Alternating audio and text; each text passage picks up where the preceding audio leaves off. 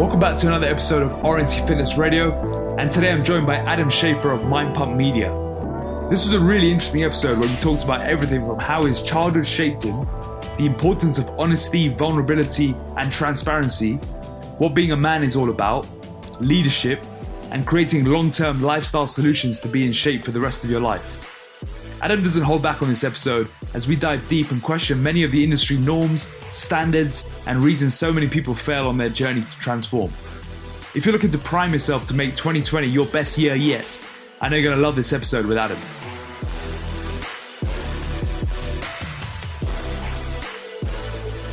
So for the listeners who don't know, how was Mind Pump created and what does it stand for? First of all, it stands for something that allowed us to not get pigeonholed just into fitness. Now, we knew going into this and building this business and starting this podcast that fitness was each of our expertise, and that's how we would become known. But we also knew that at one point, if it went the direction we wanted to go and we grew to a size that we could build a substantially large business off of, that one day we'd probably get tired of only talking about fitness. And so that's kind of how the name Mind Pump was born, because we didn't want something that was like barbell or fitness something and related just to fitness. We wanted something that would allow us the latitude to kind of go in and out of different topics and interview people like the Paul Checks and the Mark Mansons and Ryan Holidays. And, you know, we've had all kinds of different Bishop Barron we just had. I mean, we like to interview and talk to people that we are interested in, not just in fitness, even though we knew that's probably how we would get our original traction.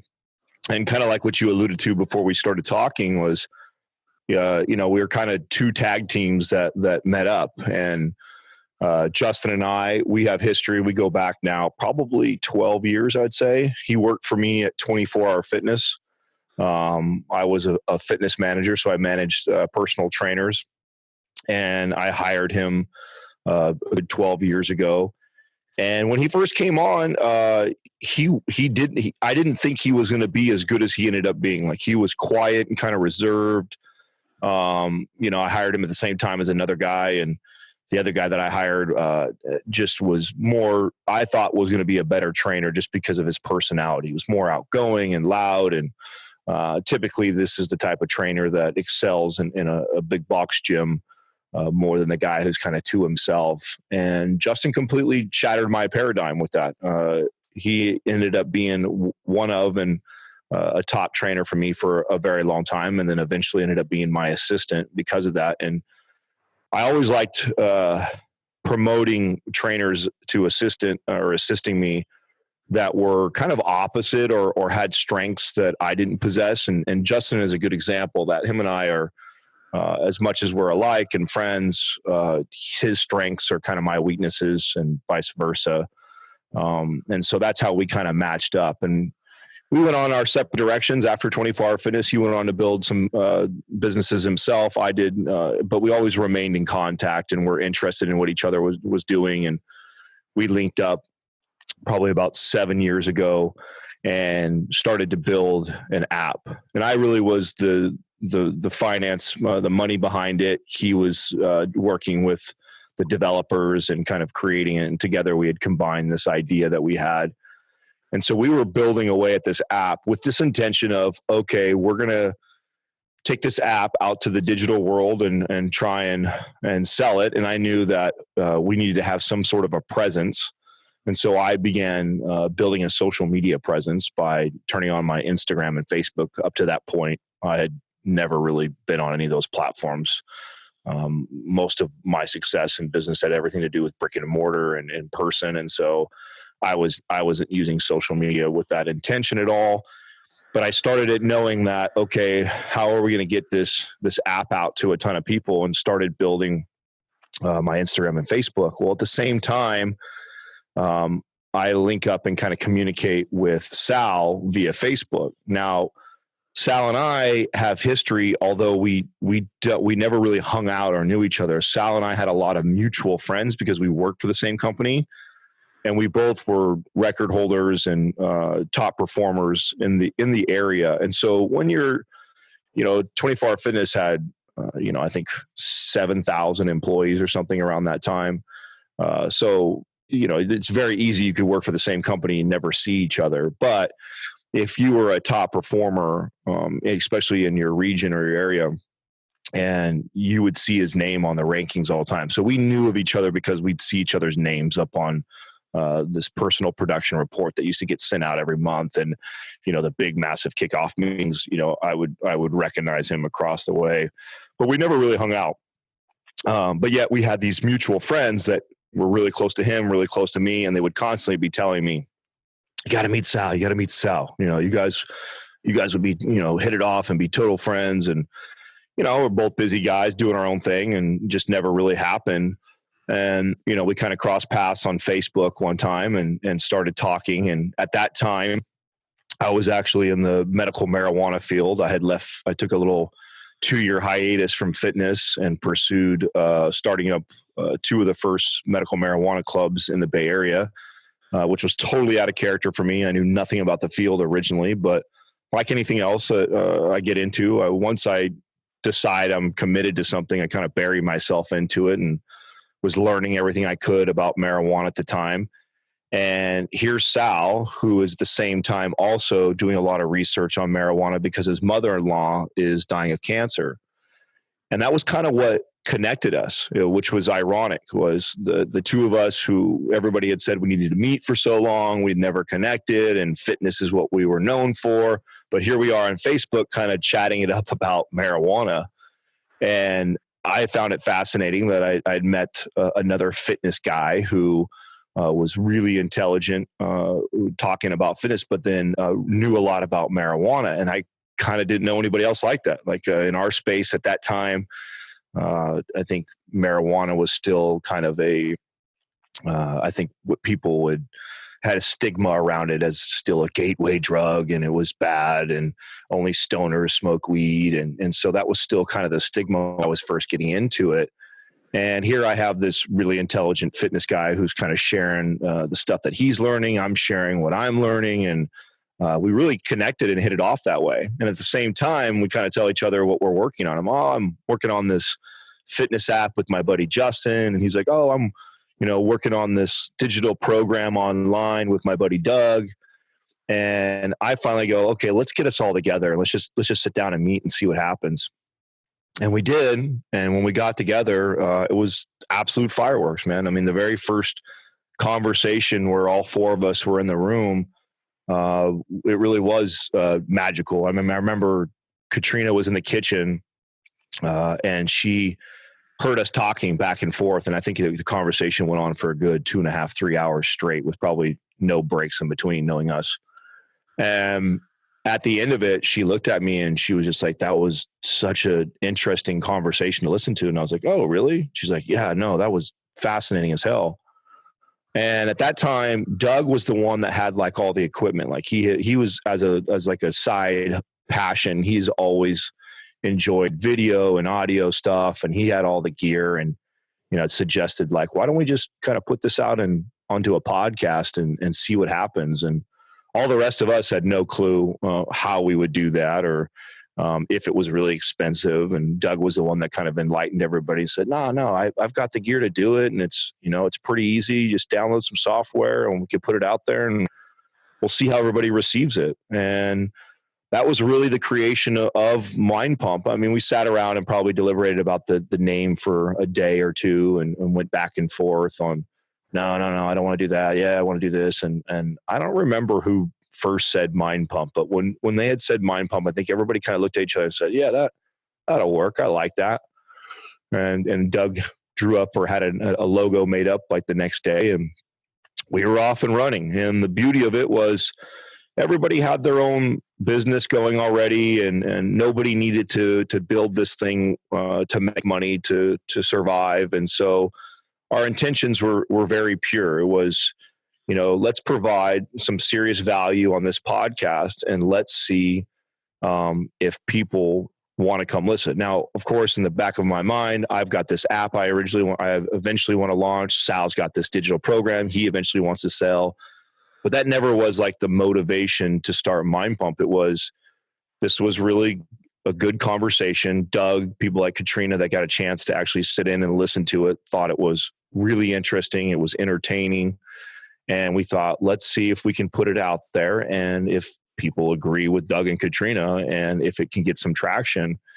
And so that was really the beginning or the origin of Mind Pump. And although we had these things that we knew one day we could monetize, we made sure and we agreed early on that, we don't want to try and sell anything at first. We want to first build the audience and prove that we're adding value to people's lives before we switch on the monetization. And I think we did I want to say 200, maybe even 300 episodes before we even presented Maps Anabolic, which at that time Sal and Doug had already created. It was we had the ability to sell it early, but again, we really wanted to prove that we had something that was so valuable that it was growing organically, that if and when the time came that we decided to monetize, that people would purchase purely out of support. And that's exactly what we saw happen. I mean, I knew the day that we were going to turn it on and actually start to monetize it, we were all coming into the studio that week. And I think everybody was like, man, I got 2 emails. Oh, I have 3 DMs. These people are asking us to start a Patreon. They're trying to give me money and tell me, we've already helped them so much, and they want to donate to our cause. And I think that's when we all kind of looked at each other and said, okay, it's time now. It's getting to a point where every day somebody is trying to give us money for what we've already done for them. And we haven't even tried to present anything for sale.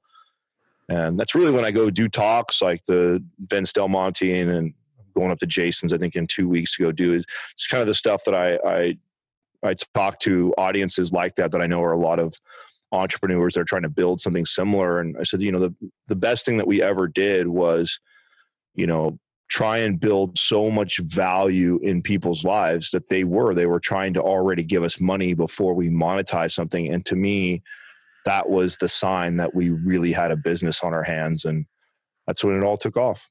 Yeah. One thing I really respected when you were speaking in that room, and also just through your podcast, is just how honest you are with your journey and with your advice. Where did this honesty and transparency all come from, and how did it develop over the years? I was raised that way for sure.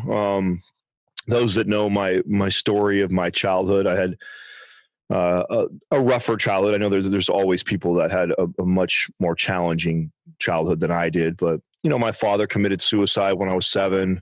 My mother remarried into an abusive relationship. Meanwhile, we were introduced to religion, Christianity, when I was really young. And I think as a kid, I probably latched onto a lot of the teachings from the Bible because of a lot of the turmoil and stuff that I had in my home.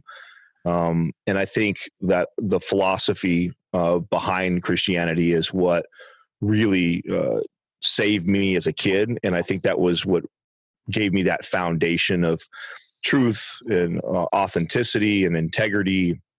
And at a young age, because I was the oldest of 5, I was kind of thrusted into a leadership role into my own family. And so, I was always told as a young kid, you're an old soul, you're an old soul. And I think as a young kid, it was, out of survival. I didn't decide like one day, I'm going to be the leader of this family. And I think it was, your parents were screaming and fighting, and craziness was always happening in the house. You were the oldest kid. And so just getting thrusted into that position, I think showed me how to be a leader early. And then as I got into my teenage years and got into working and into business, and I was the entrepreneurship by the time I was 15, I think I used a lot of the things that I had pieced together as a kid to get me through into entrepreneurship. And what I think I did was started to learn how to unpack all that and go like, okay, why am I okay at this? What am I doing well? What am I not doing well? And then I learned to really start to develop that. And self-awareness and emotional intelligence are things that I talk about a lot. And I think that really helped develop me as a person. And, when you talk about honesty and integrity, there's a lot of things that we revere in other men and women as far as attributes. But the one I think that when you look at people that you look up to in the leadership role, they're the one that I think is probably the most important is integrity. And so, being true and real and honest is something that I think I've always been. And I think that it's something that you're always working at, because if you're honest with yourself, there's tons of little white lies that you're constantly telling yourself, and people believe that they're being true. And a lot of times that's just a facade. And I saw that in my own self and behaviors as a kid. I mean, just lying about what I was going through as a kid to get by and to get along with kids. And, when you have a foundation like I had and the teachings that I was learning going to church every Sunday, yeah, I was conflicted with that and had to face that early on. And I think when I overcame it and learned to be who I was and honest with myself and honest with people, I found that even if it was tough to say, or challenging for others to hear it when I first say it, it always ended up serving me long term. And so it's something that I think that, and it's something that I think we all have in common. I mean, it's one of the things that I love about Doug and Justin and Sal is their integrity. Their integrity and honesty and authenticity is really what this whole business is rooted in. And because of that, I really believe that it's where most of the successes came from. I don't think we were talented on podcasts at all. I don't think we were good video media guys. We were really talented at writing fitness programs, and I think that we had a lot of experience. But man, there's a lot of better trainers out there in the world. But I think what has really helped the podcast grow is our authenticity and who we are. And it's definitely what is that we all have in common. I think that we're connected by. Yeah. Did your childhood experiences take you down the route of fitness, or did that come from something else? That came from something else. Yeah. My childhood stuff had my childhood stuff drove me to want to have success because we didn't have things, and I wanted things as a kid. I was no stranger to food stamps and welfare and being evicted from homes. And, I had friends that had things and could do stuff. And, when you're a kid, you don't know why, but you want those things. And I didn't have those things. So that part of my childhood played a role in later success, but I really didn't find fitness until my late teens. And at that time it was deeply rooted in my insecurities. I was a skinny kid. I was teased for being really skinny. And I remember I was into girls at that time, and I wanted attention from girls. So much of the motivation for me to lift weights and to build muscle was to get attention from girls, to not be teased. It's what led me to start. But I didn't have like this deep-rooted passion. I think Sal had more of a deep-rooted passion in fitness at a young age, more so than I did, or maybe even Justin. I think Justin and I have this more in common, where, we weren't really hitting the weight room, like wanting to learn about the body as much as we were probably into girls and then in sports. Like I played sports growing up, and that's what probably made me more into fitness than actually learning about, human physiology and kinesiology. I didn't dive into that until my trainer years. And when I got into that, it was, junior college. I remember lifting weights with my buddy at a local gym, and we were talking about, what college we're going to go to after junior college and what degree do we want and what possible jobs. And we're in the gym having this conversation, and he actually piped up and goes, it'd be cool to do while we're going through school is to get like a part-time job as a trainer. Because at that time we were just really starting to get into lifting. I was like, yeah, that would be cool. I wonder how you do that. And I wonder if they make any money. And I went home that night or that day and started looking online, like how to become a personal trainer. Found a national certification at that time. It was IFPA. And began, I ordered it online, had it shipped to my house. And so when I got into training and fitness, it really was like this side thing that I thought would be cool to do while I was going through college. I never looked at it like this could be a career, or was something that I was already super passionate about, therefore I want to do it.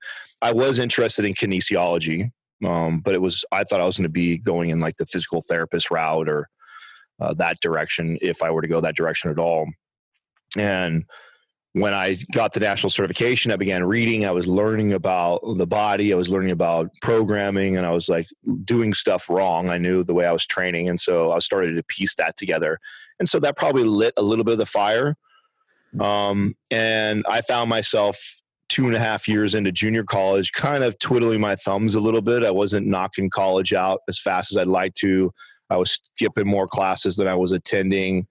I was goofing off, partying on the weekends all the time. And I knew I didn't want that for my life. I was very ambitious, and I knew I was young. I was only 20 with already 2 years of JC under my belt. But I also knew that I didn't want to be stuck in college for 6 years with no real direction and kind of farting around and get stuck in my hometown. And so I decided to leave my hometown and move in with my grandmother, who lived in the Bay Area about 2 hours away from where I grew up. And she would lived all by herself in a little 2-bedroom apartment. And my grandma and I were really close, and I knew that I could come live with her, and, I could kind of help her around the house or whatever she needed. And she would let me stay in her place for free while I just focused on school. So I actually left my hometown where I had lots of friends and where I was comfortable. And I left it to come to San Jose to bury myself into school and get done with the degree and get going with my life. And when I did that, I had walked across the street from her house, and there was a 24 Fitness. And I went there to go get a gym membership. And when I walked in there to get a gym membership, on the profile where you fill out like how you heard about the gym, I had wrote down IFPA, which was the national cert that I bought. And right away, the guy kind of perked up, and he's like, "Oh, I need to introduce you to my fitness manager." And he came running over, and he says, "Hey, you're a personal trainer?" And I was like, No. I bought a national cert. I haven't taken it. I've just been reading it. I thought it'd be a cool job one day. But I don't have a degree. I don't have a certification. And he's like, No. He's like, we do that here. And, come see me tomorrow. I want to talk to you. And I was like, okay. So I met with the guy the next day and sold me on the idea that I could be part-time personal trainer while I was going to school, and that they take me through this, what they called back then 24-Hour Fitness University, and they certify me, and I could be up and running within a few weeks to a month. And I was like, okay, well, I don't have a job right now, and if it's part-time, I was at my grandmother's house before school had started, so I had another semester before I was starting. I thought, okay, this will keep me busy. Plus I get a free membership. I thought this would be cool. And that's kind of how I got a job working as a personal trainer. It all kind of fell into my lap like that. But as soon as I started, I quickly realized how much I loved it. Like, I found myself working all the time. And if I wasn't on the clock being paid, I was still there learning and meeting people and following trainers that were, veterans, and talking to sales guys and learning that side. I was fascinated by all sides of the business. Sales also runs in my background with my family. And I didn't realize like personal training had a lot to do with sales too. And I really dig that, and was interested in being good in sales and being a good personal trainer. And so the combination of the two really was just like the perfect fit for my personality and what I like to do. And it was only about 6 months of me working part-time before I was already, considered one of the top trainers performance-wise in the gym. And I was faced with a decision I had to make, which was, I have my boss who's telling me I can go on and make 6 figures and I would be this great leader in this company and all this stuff. And then I've got my family and everybody who's expecting me to go on and finish my degree. And that's why I moved out there to my grandmother's. And it was a really, really tough decision for me, because I knew I was going to let a lot of people down if I didn't finish the schooling, and I decided to do this job. But then I also knew that I was only 20 years old. I knew that I'd already chipped away at my AA. So I wasn't like I was way behind. And I thought, okay, I could give this 1 year of my life. And if it pans out what these guys are telling me at this company, what it could be, then awesome. If it doesn't, I'm still only 21 years old with his AA behind him, and I'm not way behind everybody else. Okay, let's see what this does. And I did. I decided not to enroll in school. I just decided I'd give it 1 year of my life. I would pour everything into it. And the rest is kind of history. It only took about a year before I was considered one of the top guys in the area. I was promoted within that year. I bought my house by the time I was 22 years old, and then I kind of never looked back. From that point on, every year forward in fitness, I was making more money, and loving what I was doing. I mean, every year I fell more in love with what I was doing. I was continuing to see a pay increase, love the company that I was working for. And I kind of never looked back. And probably the first few months or so, I think I disappointed a lot of family members, but I think quickly they saw how passionate I was about what I was doing and the success that I was having. And then nobody ever really questioned my decision ever again after that. Yeah. Your story about starting from Insecurities is something I can relate to, having started for similar reasons, trying to impress the girls, improve the moves and a pot belly look I had. So how common is that for a reason to begin? And does that ever change? That's a really good question. I think it's not just common. I think it's everybody. I really do. I think that at least 99% of people that originally, the first time they decide to pick a weight up or get on that treadmill or pursue any sort of fitness, I think it's always driven by some sort of an insecurity, whether it is not fitting in, not being strong enough, not being fast enough, being too fat, not, whatever it is. I think that most people initially sign up to get in shape because of an insecurity. I don't think I've ever met anybody who has hired me or has started the gym because they said, I love myself. I love my body. And I think I owe it to my body to take care of myself. And this is why I'm here.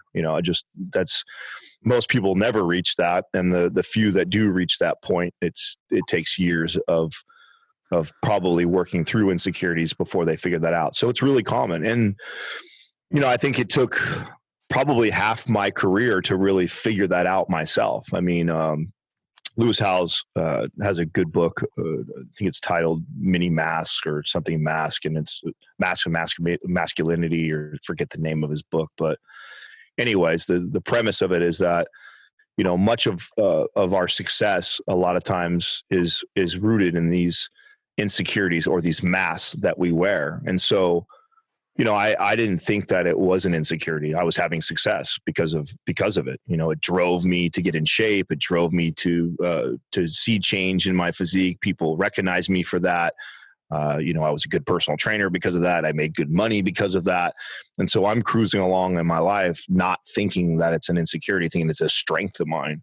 And I think many people do that. And this isn't just fitness. I mean, I think this is all over the place, but I think it's really dominant in fitness because it's something that is aesthetics that people look at in our bodies and our body image issues, and that we all have. So I think that we see that a lot in our space.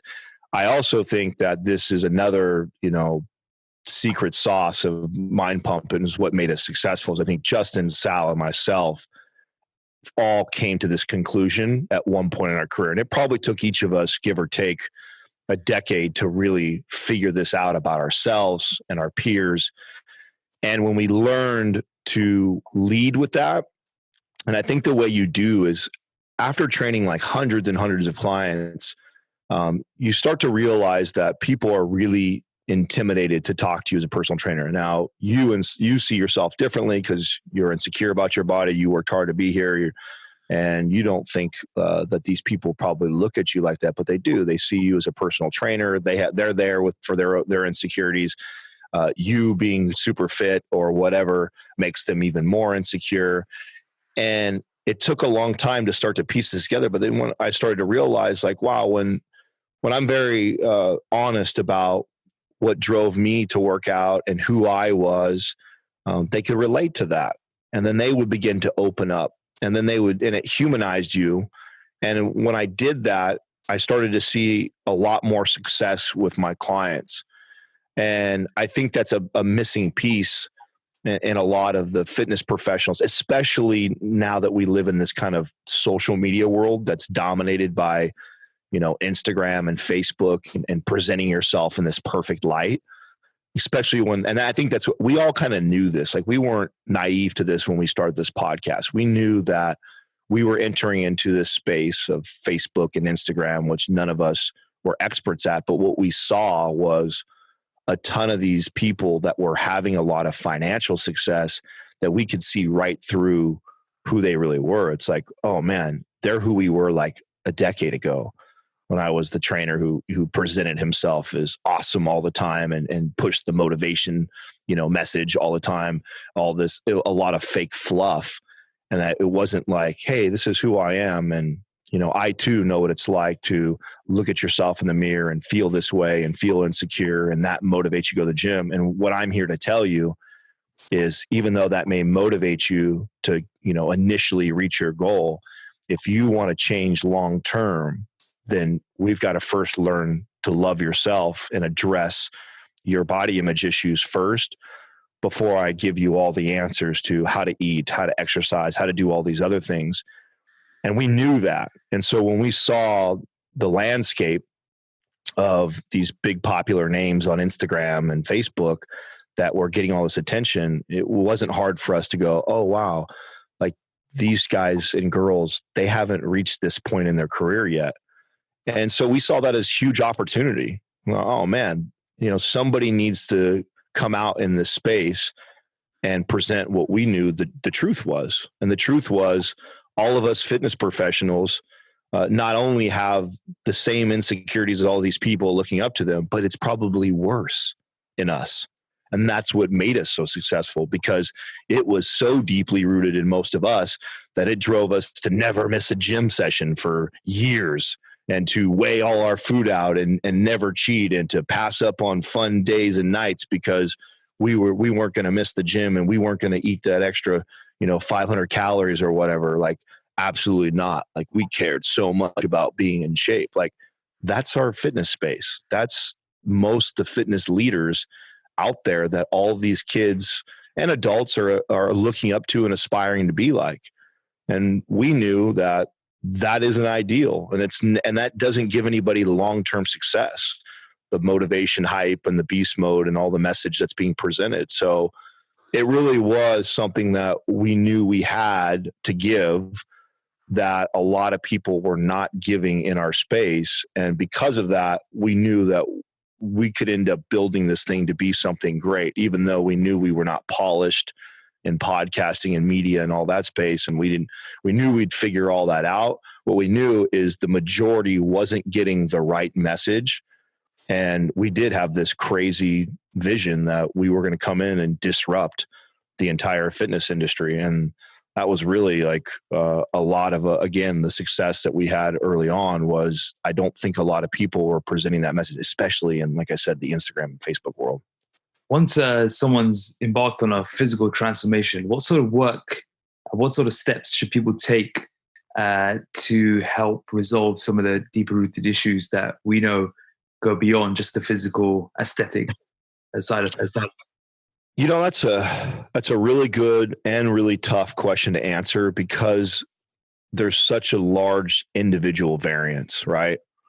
I mean, you could have something like, probably mine probably happened, right? One day when I was a young teenage boy, and a girl that I thought was cute probably said, "Look how skinny you are." Who knows? Like, I don't even remember. It's so long ago and was so deeply rooted.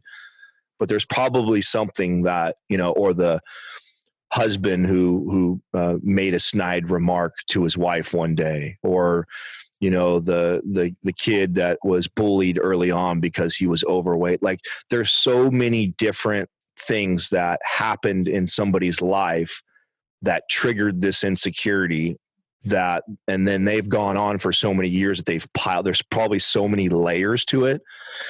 And so, and I love teaching this, not just in fitness, because I think this is so important in business and other aspects of life. And that's to question your why. Why do you want to lose 10 pounds? Why do you want to build, 20 pounds? Why do you want to run fast? Why is this? And don't just stop with the surface answer, because I remember I'd ask why, and most clients would give you, oh, well, I have a wedding thing coming up, or, oh, they give you kind of a very surface answer. But diving into why you really want whatever this goal is, and then unpacking that all the way until you figure out what makes you not okay with who you are right now. Because there's a difference between looking at yourself and recognizing that, oh, I have all this extra body fat on my body because I'm not taking care of myself health wise, and recognizing that and saying like, oh, I should make better food choices. I should exercise to be a healthier person. And as a byproduct, I'll probably look better too. That's one way to look at it. And then other people look at it like, I'm fat, or I'm skinny. Like, no, you're not. It's just a result of the choices that you make and the behaviors that you have. I was skinny because I didn't take eating food seriously. I ate whatever was in front of me. And a lot of times it was very poor choices. I didn't lift weights. And because of that, the result was I didn't have a lot of muscle on my body. And the same thing goes for somebody who's really overweight. They're not fat. They have fat on their body because of the behaviors and the choices they make. So that's the first, is understanding your why. And then to go even deeper, unpacking why the behaviors are like that. And then again, there's this huge wide individual variance. Like, use me as an example, because if I try and talk about all the different clients, there's so many different stories I can share. But so I have this like sugar addiction. I've had it. I remember having it as a young adult. I remember after I had my own house and stuff like that, like you could always find like boxes of candy, and I had candy all the time. And because I was a skinny kid and I played basketball and I lifted weights and I did things like that, I didn't get fat because of it. So therefore I justified it as being okay. Yet I had this weird addiction to candy all the time, where it was always around me. I was always eating it, and I always binged it. I didn't just have like 2 pieces of candy because I felt like it. I was eating boxes of candy all the time. And because I exercised, I didn't see a problem with that. But as I got older and I slowed down and my metabolism slowed down, like I can't eat candy the way I ate candy in my early 20s. Well, that's obvious. And a lot of people that are older know that. But the real question is like, why did I eat candy like that? And that goes all the way back to when I was a kid. I've told you that we didn't have a lot of things. We didn't have I'm the oldest of 5. Well, if a candy or ice cream or something came in our house, you had to gobble it up as fast as you could, or else somebody else in the house would. And because we didn't get a lot of anything, and it was a rare commodity to have something like that in our house, you were constantly, I remember being a kid, like, I'd let my mom see me eat the first 4 Oreo cookies, but then I would wait till no one's around. And then I go sneak another handful. And then later on in the night, I go grab some more, because I knew that if I didn't do that, then my siblings would do that, or my parents would do that. And then I didn't get enough. I only got 4. And so I had created these behaviors as a 10, 12, 13-year-old that ended up, when I ended up getting in my 20s, now I'm making 6 figures. I've got all the money that I could deal with. Oh, I'm going to make sure that my refrigerator is always stocked with ice cream, candy, because I'm an adult now and I can have it whenever I want. And I did that for many years before I recognized where that behavior came from, why I have it, and then also knowing how to stop it when I'm in the middle of it. And still to this day, it's something like, if I'm doing something mindless, like watching TV, like I'm really into a TV show and I have a treat or a sweet or something in the house and I go over, those behaviors are so deeply rooted in me from childhood that if I'm distracted by television or into something, I'll just keep going until my stomach gets upset. And it's a behavior that is so instilled in me for so many decades that even a decade of being aware of it and trying to address it isn't enough. Like I have to put practices and behaviors in to counter it to make sure I don't do that. But the first step of that is just becoming aware of that. And I think a lot of people that are wanting to get in shape, one, don't know why they truly want to get in shape or what is causing the insecurity of them feeling or identifying with themselves and their body, that I'm fat, I'm skinny. So that's the first step. And then when they unpack why and they figure out, oh, wow, this is an insecurity, the next thing is, okay, well, what behaviors are leading me to feel this way? And then how do I address those behaviors? So it's quite the journey and process, I think, for anybody. And that's what we know. And that's what's really cool about being in the podcast space, is that we have now this platform where we can talk for an hour and a half to 2 hours like you and I are doing right now. And to try and convey that in snippets or, ads is really tough. But we know that that's the shit that really changes people's lives. And it would take me hours and hours and sessions of personal training with a client to really get to the bottom of that for each individual.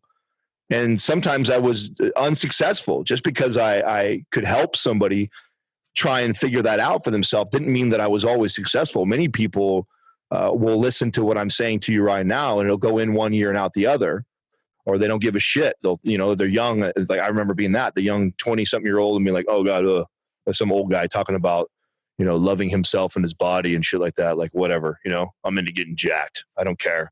Right. So there's that too. There's a lot of people that just aren't ready for that message, but there is a lot of people out there, and we knew this, that are hungry and thirsty for the truth and for the knowledge, and they are willing to learn and to grow and to work on themselves. And that is the message that we wanted to present, because we knew that message is the message that truly changed all of our clients. The ones that saw lifelong results, that got to where they wanted to be, were happy with who they were. Those ones put the work in. They put the work in of unpacking why I feel this way about my body or who I am, and then what behaviors led to this, and then how do I address those behaviors with better behaviors. And that's fucking work, man. That's a lot of work for anybody. And I think that that message just isn't really being presented. I just don't see it. I mean, I don't know if you do, and I'm alone on that, but a lot about shifts and identity shifts that need to be taken in order to shift from a short-term transformation into a long-term lifestyle solution. And in order to make that shift, you have to have a various behavior pattern changes, identity changes, and you have to really deal with a lot of the muck that a lot of people are carrying with them through life in order to liberate themselves and be in a position where they have control and they have the confidence to really sustain their changes. 100%. And I just don't think that it's not a sexy message. It's a lot of work. So it's the reason why you don't see us use transformation photos. Our marketing team hates us for this. We've got thousands of people that have sent us in incredible transformations from following our MAPS program or listening to our podcast. And we don't share it because we think it's a confusing message for the majority. Like, we know that the 30-day, 60-day, do this and transform your body, even though that is the formula for success in this space. And our marketing team hates us for not doing this. We don't think it's the ideal message for most people. And it's confusing when we're saying the opposite, which is, okay, yeah, I could get you in great shape in 30 days, but that's actually not even what you really want. You want the longer journey. You want the road less traveled. You want the one that's going to take you maybe a year, maybe 2 years, maybe longer. But when you finally figure it all out and unpack all of it and get to the root of it, what's amazing is that you'll probably be able to maintain that the rest of your life, and you'll be much happier. But it's not a sexy message, right? Yeah, bang on. And at what point, Adam, did you have that moment in yourself? That's a good question too. I think it's a series of moments, and I think I still have them to today. I know there's a great Stoic quote, and that I will butcher if I try and say, but the gist of it is that we're never done looking in and working inward and fixing this. Like you'll always have work to do on oneself, right? You'll never reach this aha, I figured it all out. There's always something. And I think the things that we are most passionate about or we believe the most to be true are the things that we should dive the deepest in. And I think that's really hard for all of us. The things that you believe to be true and you feel most passionate and confirmed about are the things that you should question the most. And that's not how we operate. We typically think we figure something out. We believe it to be true. We're on to something else and trying to figure that out. And then if you ever try and question that thing that I believe to be true, that's already been solidified as the truth for me, which in reality, those are the areas that we should dive in the most. So I don't think there was a single moment in my life that like I had this big shift. I know there's pivotal moments in my career that sit me down paths of diving deeper into myself. Like my mid 20s, about 25 or 26, I shared this story about when I definitely was still the victim role, right? Like I was really upset at the company. I was the company that I loved, that I envisioned myself as a president or a VP one day.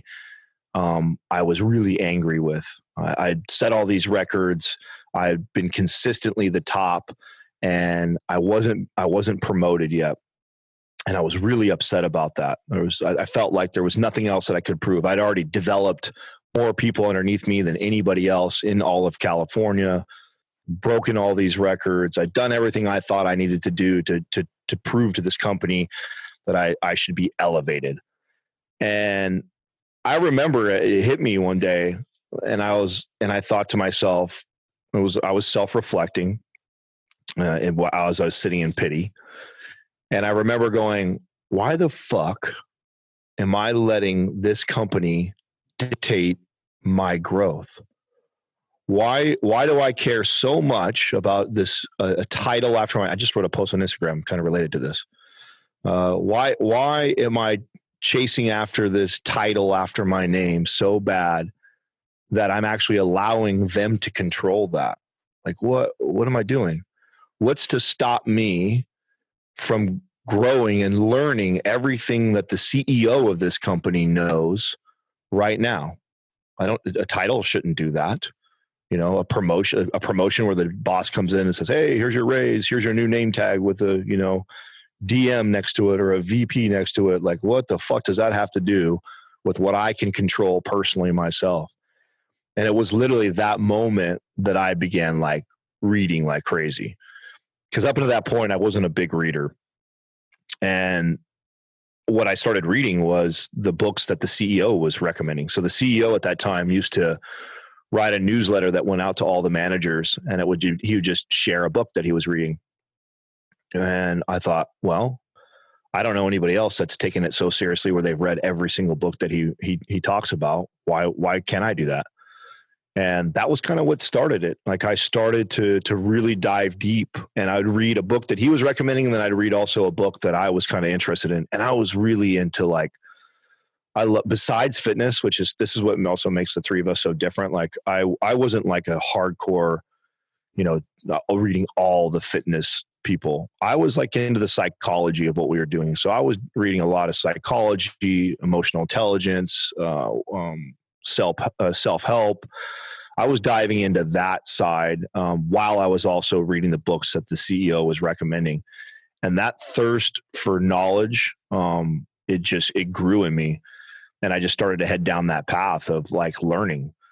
And that was probably one of the most pivotal points in my journey of unpacking myself and figuring me out, was around my mid 20s. And it still has never stopped. I always question it if it does. Like if there's a period in my time, I just had this moment the other day. I picked up a book and was reading yesterday while I was watching my son, because I haven't read in probably 3 or 4 months. With him, I've been so busy and I've got a million excuses why. And, if I'm not reading, I'm not growing and learning. It's hard for me. Yes, there's other aspects of me listening to podcasts and challenging myself in the business and stuff like that. But, that's something that I taught myself in my mid 20s, that was so pivotal for me that I know better than to just stop, to just say, oh, I've reached it. I'm successful. I know a little bit of information. Like, nah, it's an ongoing thing that I think that everybody has to continue to do. And, I don't think there's ever been an aha or I've arrived moment for me. I think that it's a journey and a process that I'm going to continue to do. And my co-hosts are the same way. It's really cool to watch all of us. It's why everybody always goes, how the hell do you have 4 owners building something to the scale that you guys have built and there's no like drama or there's no issues? And it's like, yeah, well, it's because we're all very similar that way. Like, we've all come a long way, but we also still believe we have a long way to go. And every hiccup or bump in the business, we all see as opportunity, as growth.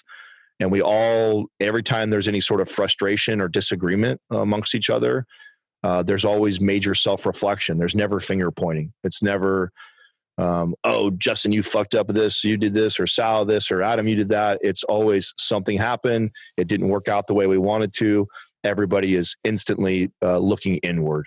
And what role did they play? What role did they not play? What could have they have done to been better? And because I have 3 partners that are like that, it's an unbelievable environment. It's an unbelievable environment for me. And I think I think I've grown more in the last 5 years than even the previous 5 or 10 years. Even when I had started, like I said, that journey of diving inward when I was 25, like, yeah, that gave me a lot and it helped a lot, but man, it's been accelerated even in the last 5 years with these guys. Yeah, that path to self-discovery, self-mastery is so critical, and so few are on that journey. But with the heightened level of self-awareness that you've spoken about, that you've had since a young age, it's been probably a critical factor in helping you here. Which segues nicely into the fact that today is International Men's Day.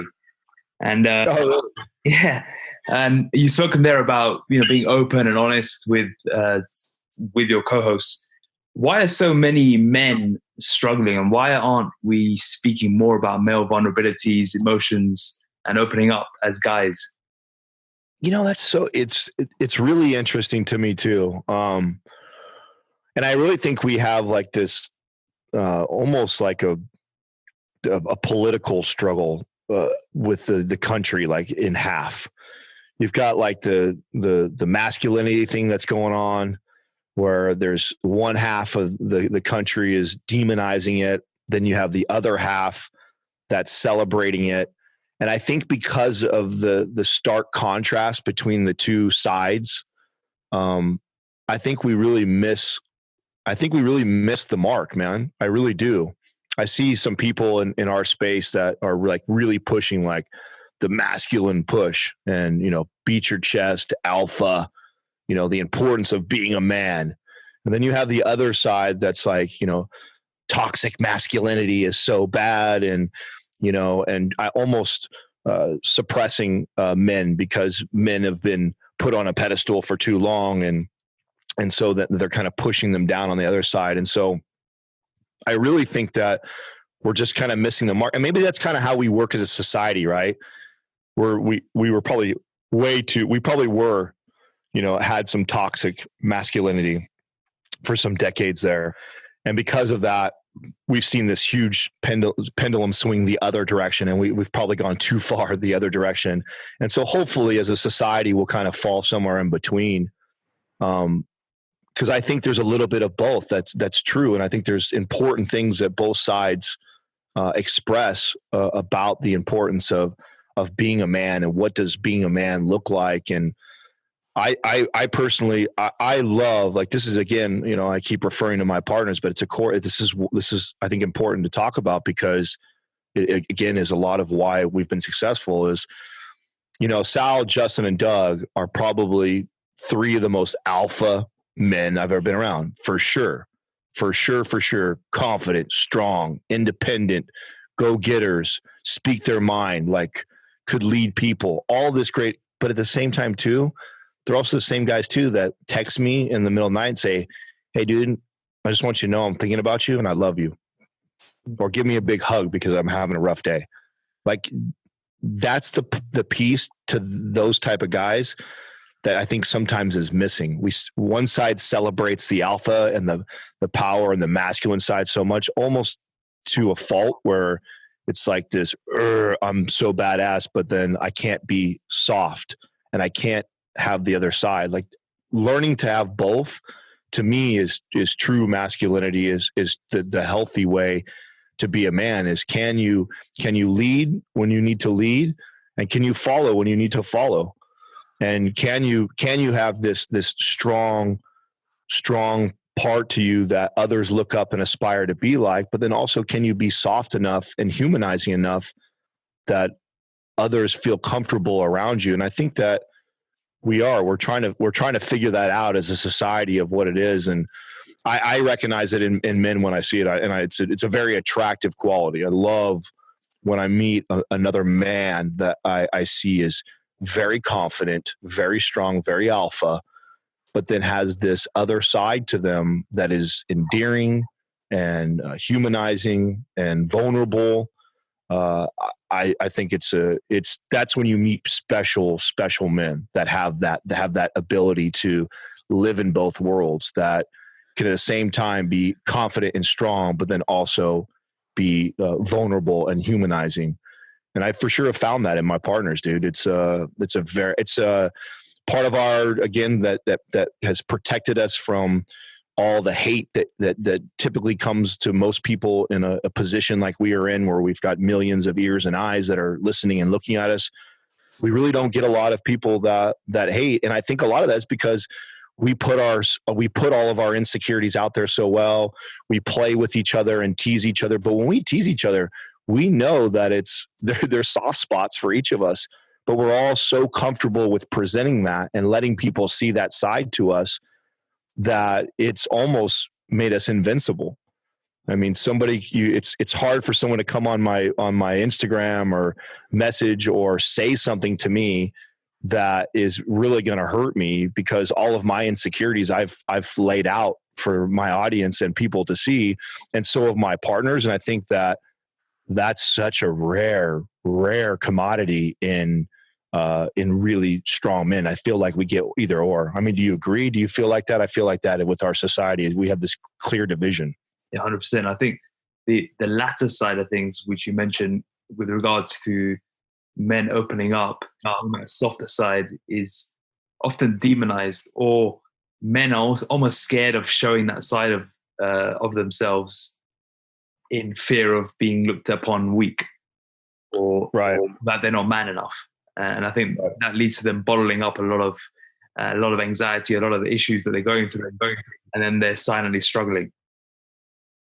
I think that's too because the examples that sometimes that we see, right? And this is just how the brain works. Like, if you meet a guy who is super vulnerable and puts himself out there, and sometimes those qualities are not found in someone who is really strong and alpha, and probably more times than not, they're not that way. They're just weak and insecure, and they talk about their feelings. And so people see that and they go like, oh, I can't be that, right? And then they see this like alpha pound his chest on the man, like everybody like aspires to be like him. And so, oh, he's super confident and puts himself out there like this, like, oh, I want to be like that.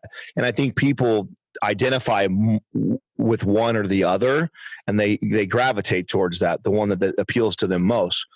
But I think that the true leader, the true man, has this ability to be both sides, right? Yeah, to be able to have this incredibly dominant, strong personality, but then also can be this quiet, humble, humanizing, vulnerable person.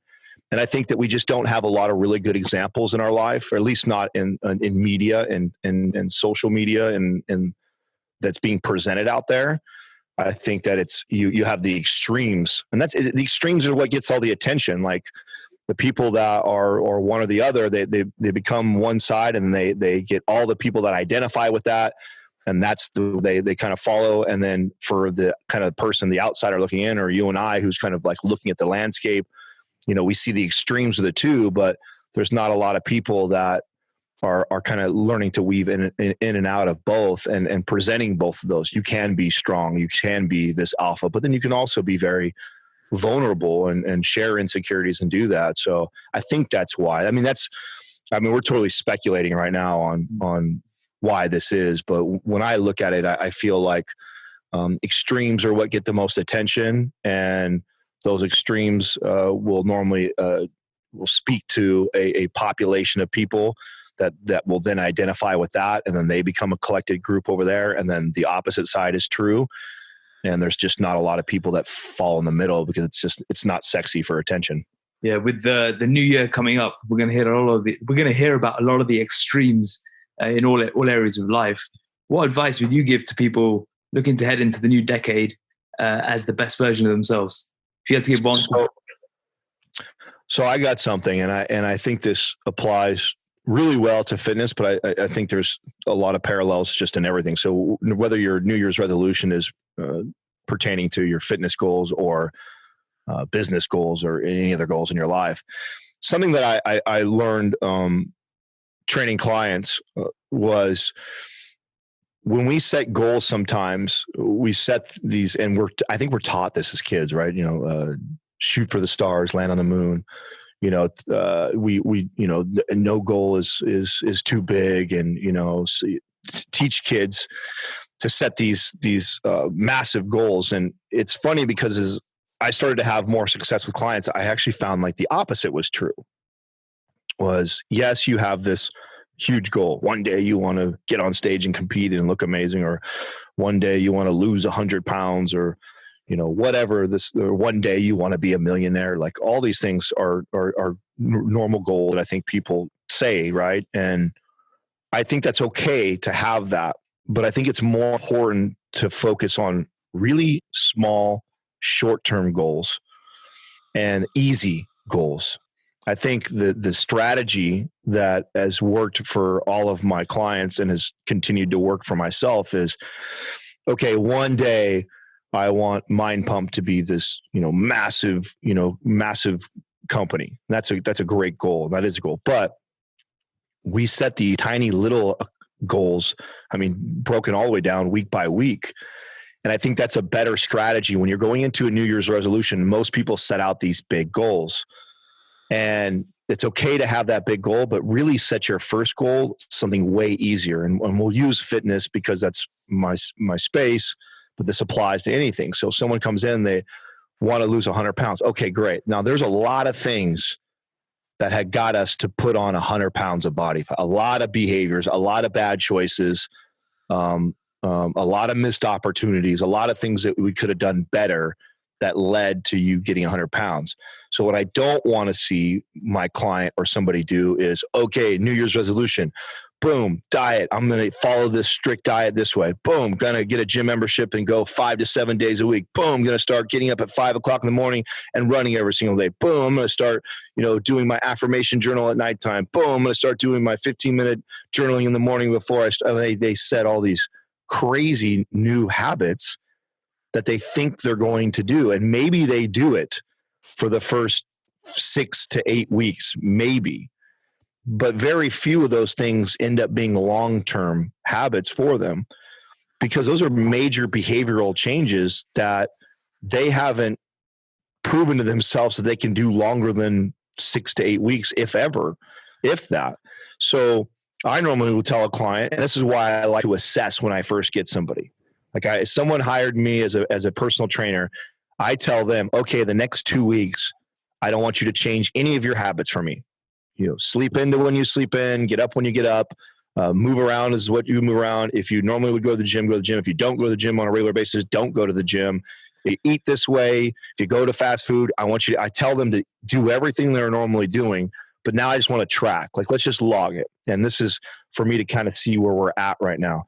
And then when I can kind of get an idea of all their behaviors, I set very small goals. And an example of that would be, I've got somebody tracking their steps. I like starting here because it's a really easy one.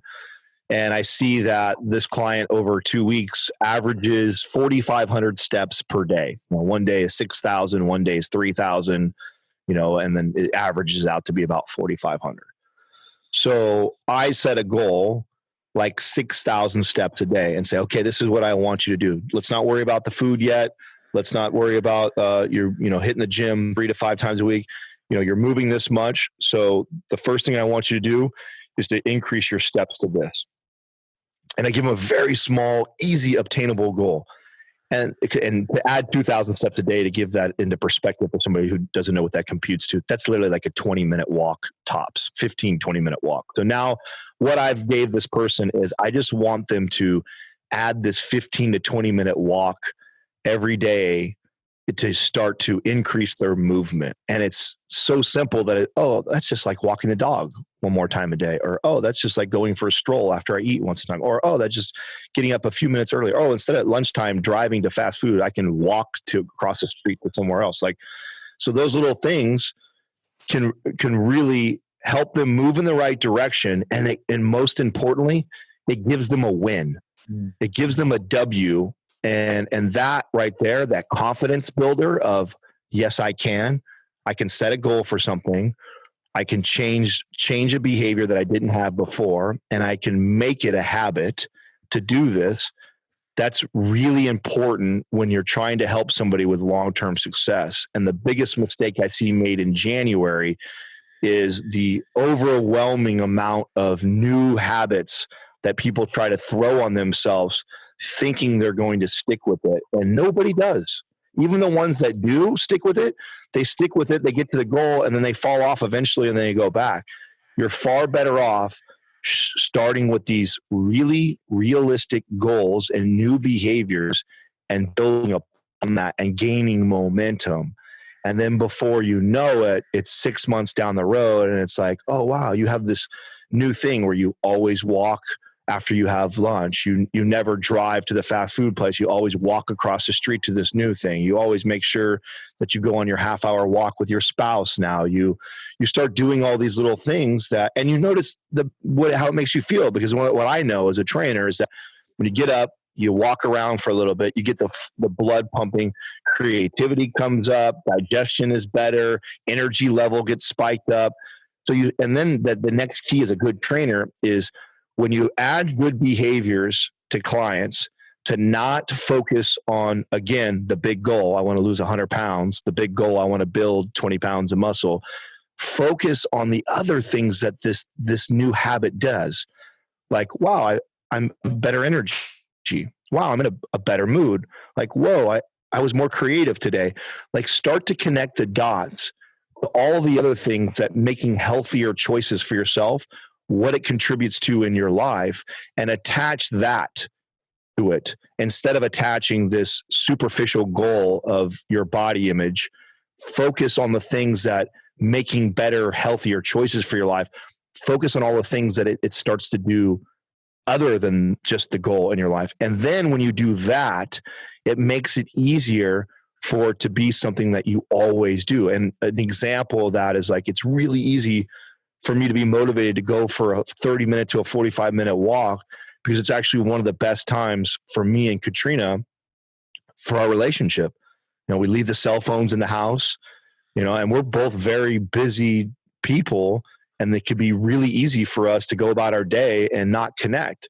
And so how cool is it that I know that walking for that 45 minutes an hour, that really burns an additional 200-300 calories, helps digestion, gives me a better mood, helps my energy levels. Oh, and then by the way, it also does wonders for my relationship with my partner. Now a time where I have no other distractions around me, I'm connecting with somebody I love and care about. Like, holy shit, that's more valuable than even the weight loss and the health goals that I get from it. So it's setting goals and behaviors that are small and obtainable like that. When you start to create the habit from them, don't be thinking about, my long-term goal anymore. Think about the other parts of your life that this is now making better. Connect the dots there. That is what's going to help solidify that as a long-term behavior for the rest of your life. And then you just slowly build on that, little at a time. And less is more. one day, start with one day at the gym and pay attention to, like I said, all the things on that day. Like, oh, wow, every time the day I work out, I naturally tend to make better food choices. My energy's better. My productivity at work, my sleep that is better. Oh, I'm happier with my relationship. Like, that was a lot of my back half of my career, was helping clients who came in with these big goals that they wanted to obtain and telling them, don't worry, I'm going to get you there, I promise. But along the way, teaching them, when you take care of your body and you make these good choices and these better behaviors, don't think about how it serves this massive goal you have. Think about how it serves you on a daily basis and all the other things that taking care of your body does for you on the mental side, the digestive side, the relationship side, the productivity side, just all of those things. And so once I could get you to make those connections with these little new behaviors, it becomes easier for me to help you add more and more and more. So start with less, build on top of those, get your momentum. I think that is the best advice I could give somebody coming into January, because since I think that the number one mistake I see people make in January is too much, too fast. I love that.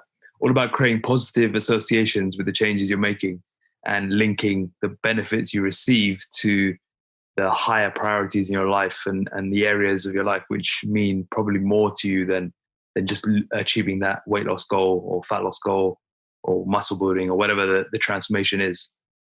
100%. I mean, that's something, being completely transparent too, is that's really come full circle, even for me. I use that example for you because that's a true newer lesson that it was taught for me. Like, just 10 years ago, I would scoff at advice like going for a walk. Like, as a trainer, I'd be like, going for a walk, come on, fucking 100 something calories. Like, what the fuck? Like, that's not real exercise. That ain't going to do shit for you. I've completely shifted that. And it's because it's not just, again, it's not just the 100 something calories I'm burning. That's a small side effect of the real benefits that I get from that. Like, pay attention, especially if you're somebody who sits at like a day job all day long. If you sit on a computer all day and stare at a screen and don't get up very much, go for a 15-minute walk and tell me you don't feel instantly better. Like, and don't just think of it like, oh, I just burned X amount of calories. Think about like, how do I feel?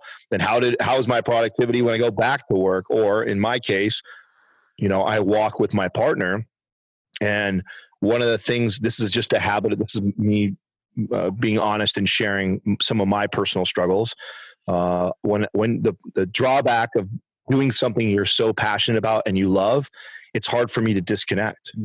I love Mind Pump so much that if Katrina goes away for like 3 days, like on a vacation or something, and I'm not with her, I literally, like, from sun up to sundown am working on or in the business. That's how much I love it, because I enjoy it so much.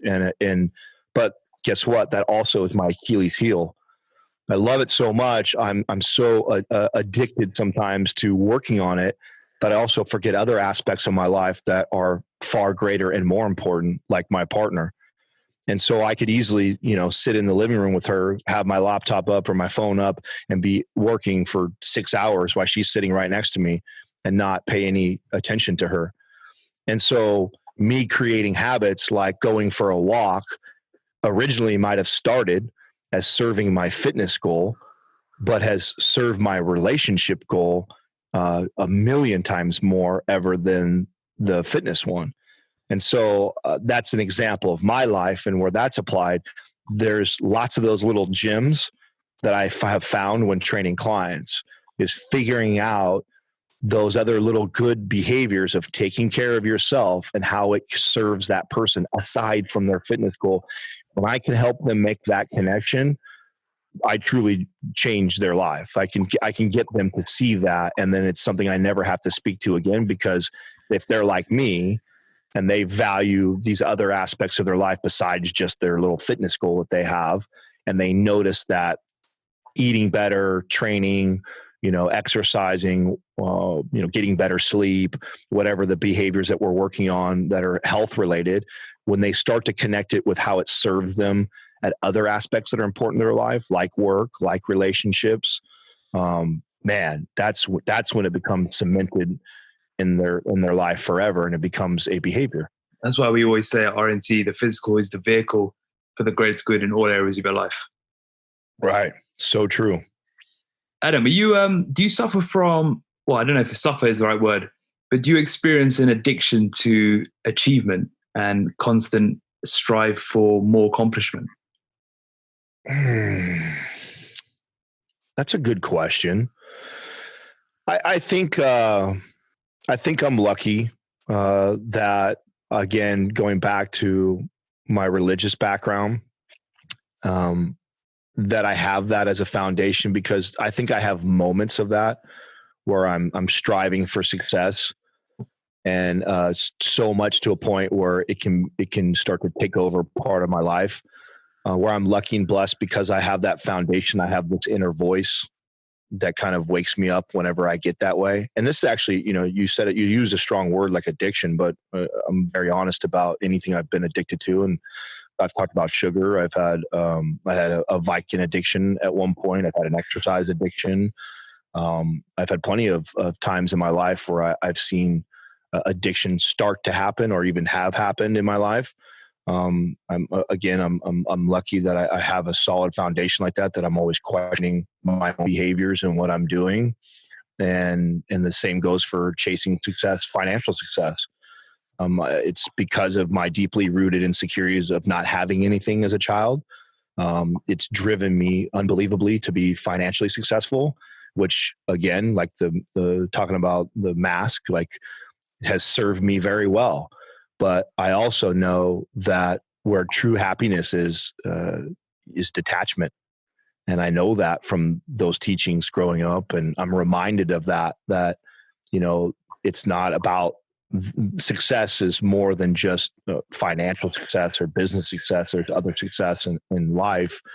And part of that is being okay to be detached from these things. Again, I keep sharing why Mind Pump is successful, but I mean, you've really asked a lot of really good questions that reminds me of things that I haven't shared about Mind Pump. I mean, this is getting really personal about our financials, but I think it's also really, really special about our team is, we were all at a point in our life where I think we all recognized that it wasn't just about money. And when the business started to make a lot of money, I think a 25-year-old version of me would have wanted that to go spend it on myself and buy more toys and flaunt it and feed my insecurity of not having things, but now having all this stuff. But, we all take, and for a long time took very little money from the business. And when more money would come in, the greater purpose was always being served, like, oh, okay, and instead of us paying ourselves more, let's go hire another person who can now handle this side of the business for us. Oh, okay. Oh, awesome. We're having all this success. So, and it was never a question. Like, I'm the one who kind of spends the time, well, with Doug too. Doug and I spent a lot of the time on the financials on the back end. And, I was the one who's kind of decided what everybody gets paid, and nobody's ever questioned me. And, we'll let tons of money get stocked up in the bank and nobody cares to touch it. Nobody asks to dip into it because none of us care that much about that anymore. And I think that if we were 25 and all together, we were all at different places in our life. I know I was, for sure. And I would have wanted that money and would want to spend it on other things. But we've all been able to detach ourselves from monetary things like that. And because of that, again, it's another reason why this business is so successful, is because we think what we're doing with it is far greater than any of our individual selves and any of our individual success. And therefore, even though it would feed our ego, and I see this in our space too, taking pictures in front of their Bentleys and Lamborghinis and, showing these things off of their success. One of the things why I think we've done so well too is I don't think that people realize how successful our business is. Maybe we're starting to get on people's radar now, but I mean, it was a multi-million-dollar company 3 years ago. And I think because we don't talk about that, we don't flaunt that, we don't pay a lot of ourselves that, we keep building back into it and growing that. I think that's a lot of the reason why we've had so much success. And so And I think so. And I think the only thing that allows us to do that is we've all been able to detach from the money and not think about it like that, and thinking about more like, okay, what can we do to serve our audience or serve the people better? Or how do we add more value into people's lives every single time we make a decision? It's not like, oh, this makes us more money over here. In fact, when I get interviewed, a lot of questions too, I get about, some of the greatest challenges Pump has. And one of the greatest challenges is saying no to so many opportunities. There's so many opportunities to make money in this business now that, knowing what to say no to and where to focus our energy is one of the greatest challenges that we have today. Why I think we're pretty good at it is because we have that ability to detach from just the money aspect. Like, what will make us more money? Like, that's less important. It's like, what will make us happy and what will add more value to people's lives is what we're always chasing. I love that. Having a vision and a mission bigger than yourself, essentially. Right. So important for long-term success. And that's Start With Why, right? Great book by Simon Sinek. And I think that every entrepreneur at one point should read, or should probably read before they even start their business. Very good book indeed. I'm conscious of the time, Adam. So Adam, I don't want to hold you on for too long. No, we're okay. And I was late on you, so don't worry about that. Wherever you're going with it, we're okay. So I have the day carved out, and we're okay. Okay, great. I mean, I was going to ask you. It's funny you mentioned books, because I know you've talked a lot on social media and on MindPump about books you love to read. What's your favorite book to give away to people?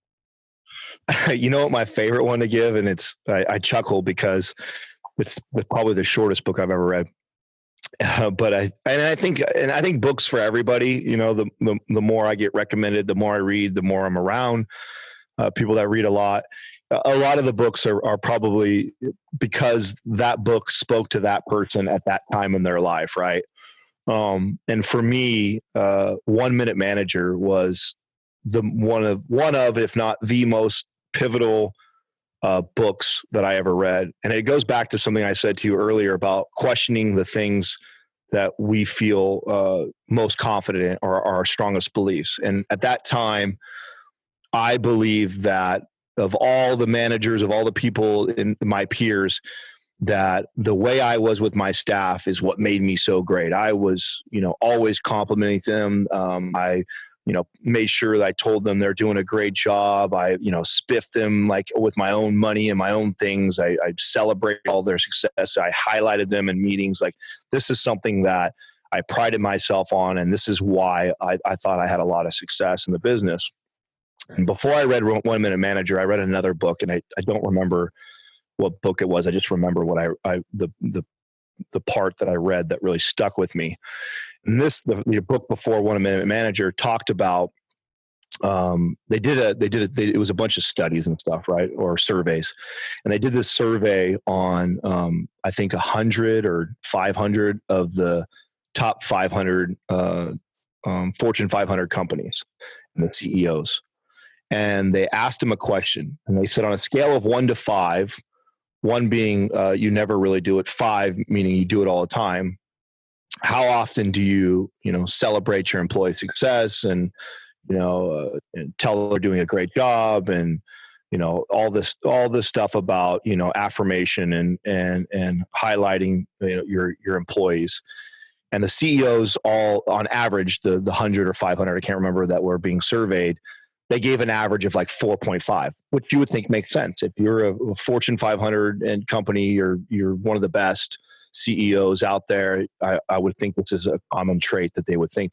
Most people understand the importance of this if you're at that level.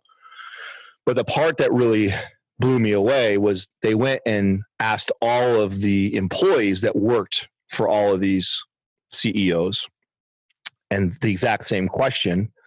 And the average they got back was like 2.8. And so what was eye-opening to me, because this is something that I believed about myself, that no matter how much I did this, my staff would probably rate me lower than what I would rate myself. And that kind of made me kind of reflect and go, like, wow, I could be better at this, or what else could I do? Well, at the same time, I pick up 1 Minute Manager and I read that. And if you don't know the story behind that book, 1, you should read it. It's like a day read. 2, the premise of the book is a kid that's going around and he's doing research on a Fortune 500 company on this, that everybody talks about this manager who's just so amazing to work for. And through the book, he's interviewing all these people that work from it, and he's asking all the basic questions, like, is he disciplined hard, and is he great on goal setting? And everybody's kind of saying the same thing. And the message everyone's getting, or the message he keeps receiving, no matter how high up he goes in this company, is like, oh yeah, we rarely ever see him, but he's so great. He's so great. What do you mean you rarely see him? He doesn't do this. He doesn't hold you accountable. He doesn't do all these things. But he's so great. And he's so great, so great. Well, how often you see, I see him every once in a while, and he'll come over and spend a minute or two with me, and he's not piecing this together. Why this guy is so successful, but yet he doesn't seem to do all the things that you're taught, like what you're supposed to do to be a great manager or a great CEO. And he finally gets to him. And when he gets to the CEO, he tells him what he's learned so far, and he's just so curious and fascinated by his success. And he breaks down that, most people get into the leadership role or management role, and they instantly assert themselves. I'm now the manager. I'm now the leader. And they began looking at their team and their staff, and they see, so-and-so didn't do his files, or, he didn't tuck his shirt in, and the manager starts, fixing all the things that we would call problems, or making these things better by coaching these trainers, or coaching these people or these employees up. You need to be better here. You need to be better there. And he completely flipped the model on its head. And he says, I don't approach my staff when they're doing things wrong, or point out their faults, or point out the things they're not doing right. I make it a point that every time I see one of my employees, that I spend 1 minute going over to them and pointing out something I saw that they did right and well. And I thought, wow, that's really fucking fascinating to me. And how can I implement this into my workplace? And then how can I measure that? And so something that nobody who works for me knew this, unless you've listened to me talk about it on the show, is I knew that I wasn't a very organized person, first of all. So I knew that I needed to hold myself accountable to putting this into play and seeing if it actually made a difference. And knowing that I already thought I was pretty good at it, like let's see if this really makes a difference if I really go after this strategy. And so what I did was, at that time, I think I had about 15 or 17 trainers working for me. And this is back when this is before this is the Palm Trio I had, and it had my calendar in there. And I wrote anywhere between 1 to 3 trainers' names every single day in my weekly calendar. So every day I would make sure to go over and talk to 3 to 5 trainers, and their names were in my thing, and I'd set it throughout the day, and then an alarm would go off. And so I'd be doing my normal busy day, whatever, and an alarm would go off and it would say Ronnie. And so I would tell myself, okay, I'm going to make a point every time this alarm goes off, whoever's name pops up, I'm going to go find them in the gym, wherever they're at, and I'm going to put my hand on their shoulder. I'm going to look at them, and then I'm going to tell them something I saw them do, ideally something recent, like just that had happened or I've seen them doing that day. And I'm going to tell them what a great job they're doing and that I'm grateful that they're on my team and I have them. So I began doing this. And I shit you not, it did not take but maybe 60 days of doing this consistently before I really realized what a difference it was making. And the trainer, or the instant that made me realize like how powerful this was I had actually had a week, and this is like 2 months into this, where I got really busy and I missed one of my trainers. I didn't make it over to him. I didn't get over to him. I didn't tell him what a great job he was doing, just because I was busy, and I'd already been doing this for a while. And, I can't remember even what I was doing that made me miss this trainer. And the next day he came into work and he beelines like straight to my office. And he comes in and he just starts pouring out all the things that he's not doing right. Hey, Adam, I just want to let you know that I'm going through finals at school. And so I haven't got to my files right now, but this Friday, I'm going to come in on my own time. I'm going to make sure I get caught up on all that. And I know that I didn't highlight this in the MAB, but I make sure that, tomorrow I'm going to come in, I'll do all this.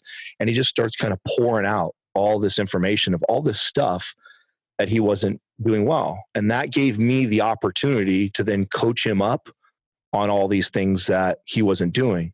And it was unbelievably well received, because he came to me with things that he wasn't doing well. So he was basically asking for support and help, which then allowed me to coach and develop up. And it blew my fucking mind that it was the first trainer that I had missed and didn't tell them what a great job we were doing. I was like, whoa, this guy felt that, whether he remembered or had any idea, because they had no idea I was doing this, but obviously felt that I hadn't made my way over or made him feel that way, which made him probably reflect on the things he wasn't doing well. He comes into my office, starts pouring his heart out on all the things that he can do better. And it was at that moment that I realized, whoa, what a powerful way to lead. It forever shifted my leadership and my job. It was crazy how much easier my job became and how much more success. I had already had a lot of success up until that point, but the success that I had then, I subscribed to the camp of speed of the leader. I was so good at my job. I would outwork everybody. I would perform better than everybody that people would naturally want to gravitate to me and run with me. And that was a lot of my success you could never say that I was lazy. You could never say that I couldn't do your job because I did it as well or better than everybody. And therefore, and I was a good guy. And so I was liked, well received, and then respected. Therefore, a lot of people worked hard alongside me. And I had a lot of success because of that. When I flipped this on its head and stopped worrying about things that people weren't doing right or doing wrong, I then began focusing on what they were doing right and complimenting them and doing that. All of a sudden, I could really let off the throttle myself, and I watched everybody else kind of just lift up. And boy, it made my job a million times easier. We had a ton more success. And for sure was the most impactful book I ever read. And it was a day read that impacted my leadership ever. It's incredible. I'm going to have to go check this out because I can only imagine it helping us all. And probably a lot of listeners from all sorts of industries are going to benefit from that. Unbelievable, man. Changed my life. And I believe that if you're a leader and you're listening, or you're in management and you're listening, you can't do that too much. And I still to this day try and do it more often. I mean, we have a team of people now that work for us. And so those same things have carried over into my leadership, into this business, and has served me very, very well in leadership. And I can't stress that enough. If you're somebody in leadership that taking that piece of advice seriously and really trying to apply it in your workforce, especially since, again, I believed I was already that guy. So the fact that I'm already like that, and it made a huge impact. If you're someone who you're that person who goes over and hey, you did this wrong. Hey, fix this. It's crazy how much, what a difference that makes, because it makes so much sense. Later on, I'd unpack that and realize nobody likes to be told they're doing something bad or wrong. That fucking sucks, especially when you know, right? When you already know. If I'm not doing my files as a trainer, I really don't need my boss to tell me I'm not doing my files. I'm saying, I know I'm not doing my files. I know I'm dropping the ball there.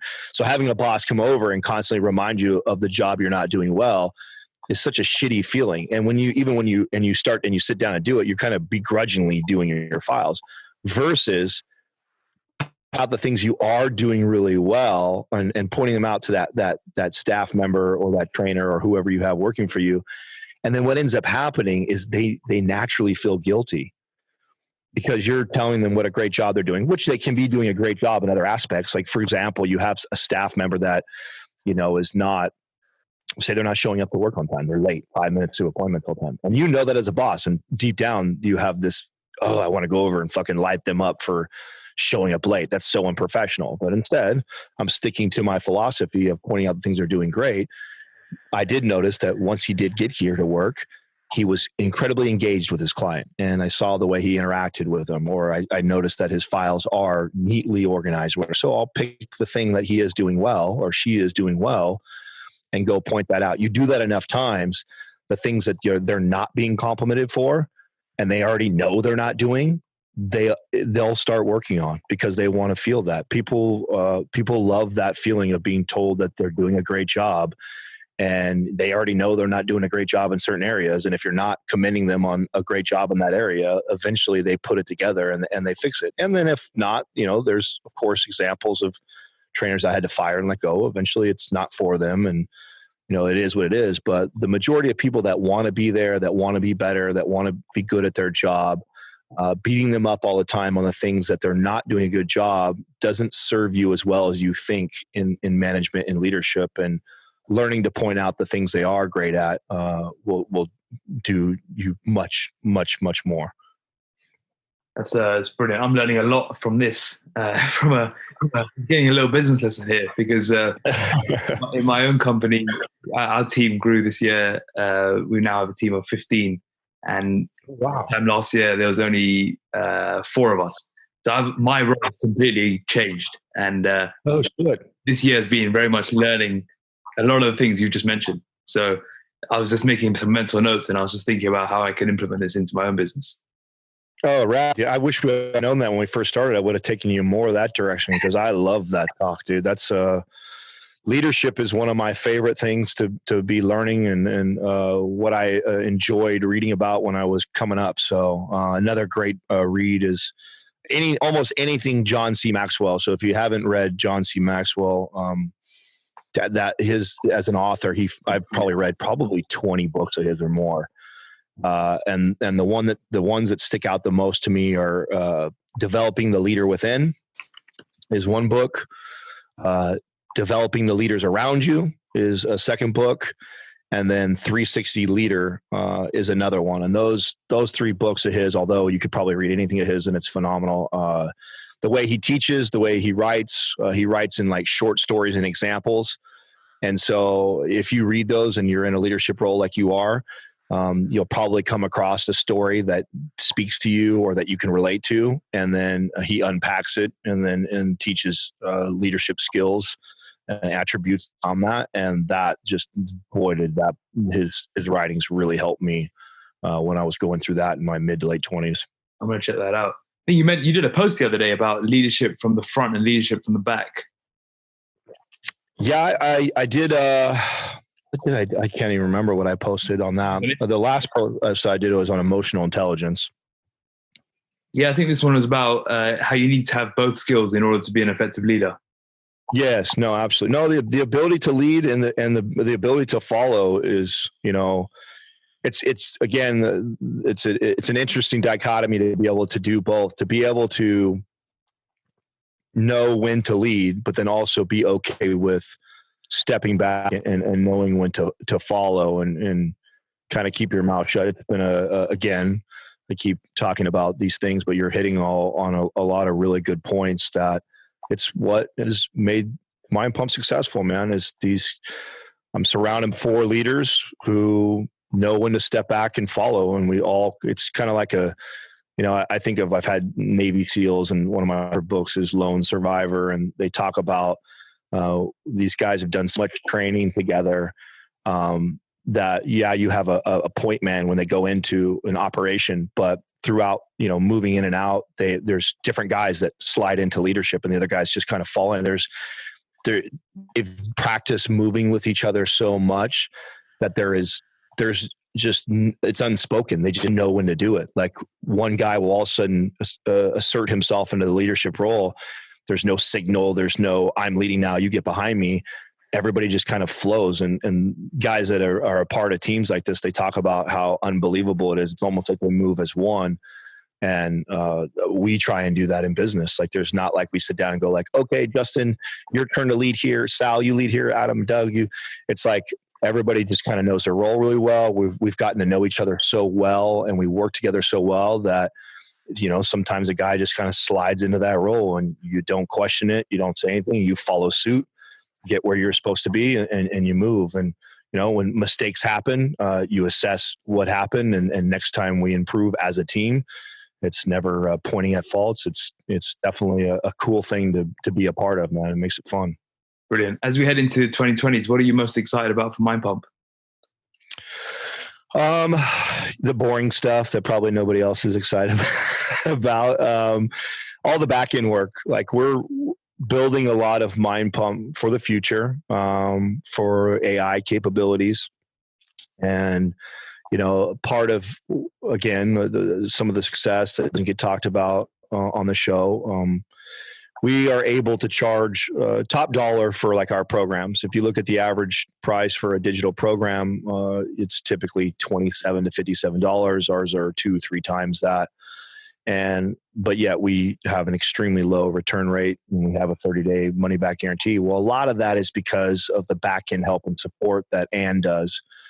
And if someone ever buys one of our programs and they have a question about something, or something's bothering them, or their shoulder hurts, or they're not sure about something, we get emails. We get anywhere between 50 to 100 emails a day that come in regarding our programs or things that people are going through. And she does an incredible job of responding to them individually. Well, over the last couple of years, we've built out templates that speak to those types of questions. So for example, like I use the example of a shoulder being hurt.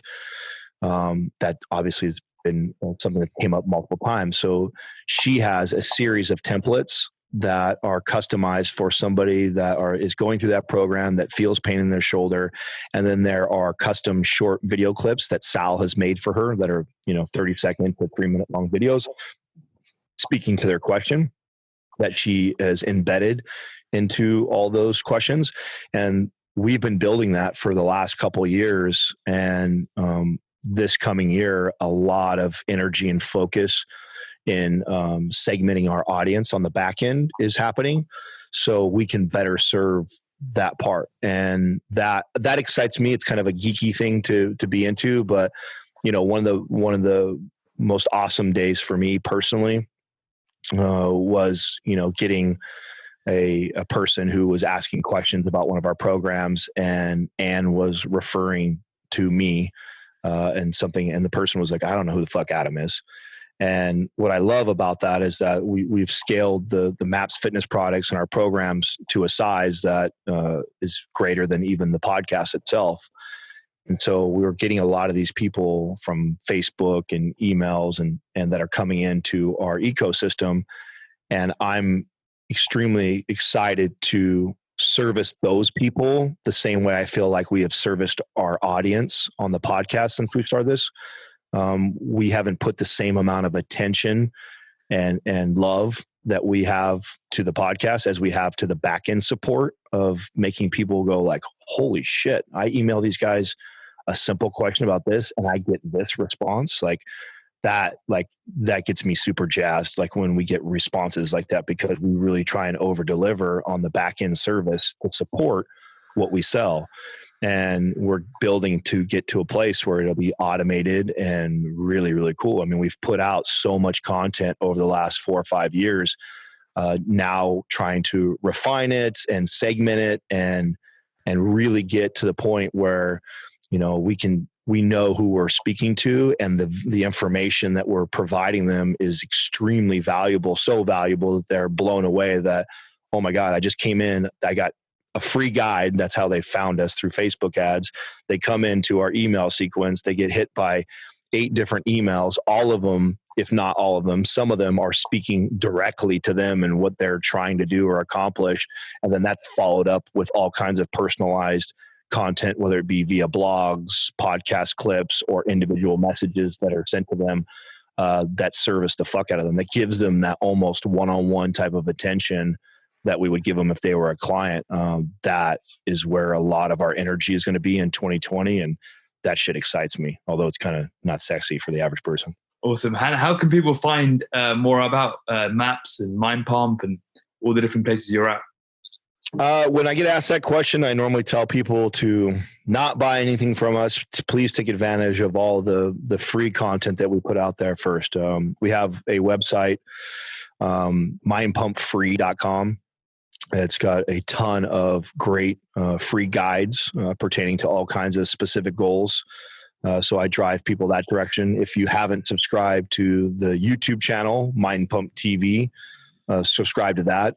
Every week we drop anywhere from 3 to 5 videos that are exercise demos and questions around nutrition. So, take advantage of that. We also have a free app, Mind Pump Media, which allows you to go on to and search any topics that you want to learn about. Obviously, if you're just listening to me for the first time and you see that we have 1,300 podcast episodes, most people will never be able to catch up and listen to all those. But if there are topics that you want to learn about specifically or hear about specifically, you can put those in the toolbar on the app at Mind Pump Media. And you can actually, and it'll populate all the episodes where we've discussed those conversations. And then, of course, the podcast you can subscribe to on iTunes, Stitcher, Spotify, Google Play, all the major platforms. So take advantage of all that. I mean, we have a ton of really good free information. Use that first, and then eventually you'll probably find your way to a program if that's something you're looking for. Amazing. So as someone who's recorded, you said, what, over 1,300 episodes? Yeah.